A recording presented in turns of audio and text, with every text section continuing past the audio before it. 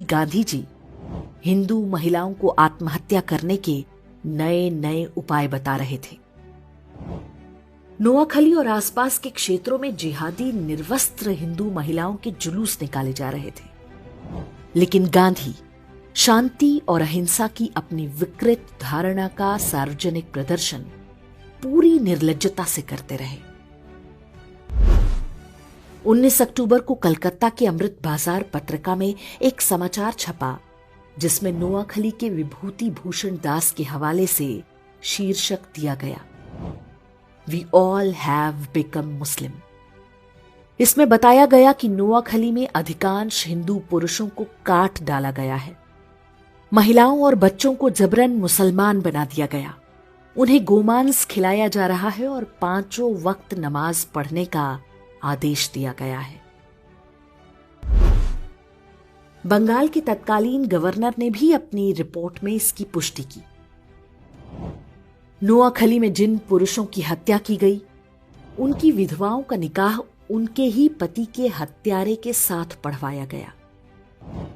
बूढ़े मौलवियों की गिद्ध दृष्टि छोटी बच्चियों पर थी, जिन्हें वे अपनी हवस का शिकार बना सके। गांधी के कहने पर कांग्रेस के तत्कालीन अध्यक्ष आचार्य कृपलानी और उनकी पत्नी सुचेता कृपलानी नोआखली के दौरे पर गईं।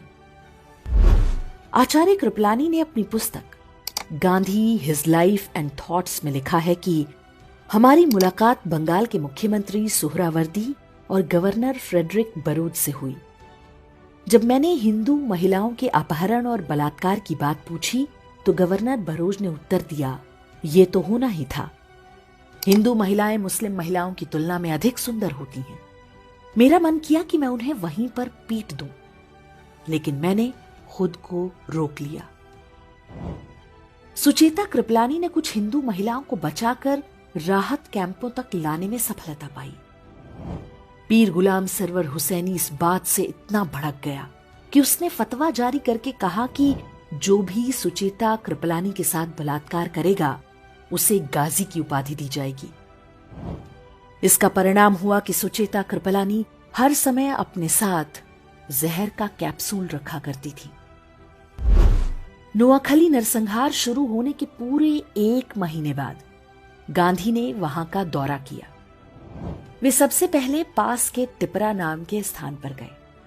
यहां दंगा पीड़ित हिंदुओं के लिए राहत शिविर चला रही सुचेता कृपलानी के साथ गांधी की मुलाकात हुई।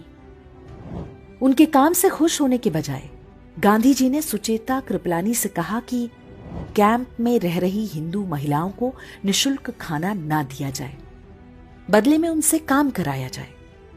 गांधी जी ने सुचेता कृपलानी को यह निर्देश भी दिया कि वे इन हिंदू महिलाओं से कहें कि वे वापस अपने गांव में जाकर मुसलमानों के साथ मिलजुल कर रहें, चाहे उनकी जान ही क्यों ना चली जाए।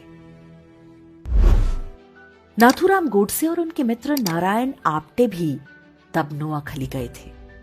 वहां पर वे राहत कैंपों में रह रहे हिंदुओं की सेवा करते थे। गोडसे और आप्टे ने वहां जो कुछ देखा और गांधी की बातें सुनी, ये कहना गलत नहीं होगा कि वही आगे चलकर गांधी की हत्या का कारण बना होगा। काशी हिंदू विश्वविद्यालय के संस्थापक महामना मदन मोहन मालवीय ने नोआखली में हिंदुओं के नरसंहार और महिलाओं से बलात्कार के वृतांत सुने तो उन्हें गहरा सदमा लगा। इसी कारण 12 नवंबर 1946 को उनका निधन हो गया। स्वतंत्रता के बाद बंगाल के पहले मुख्यमंत्री बने प्रफुल्ल चंद्र घोष ने अपनी पुस्तक Gandhi as I saw him में लिखा है, गांधी जी ने एक युवा से पूछा कि नोआखली में हिंदुओं और मुसलमानों की जनसंख्या का अनुपात क्या है।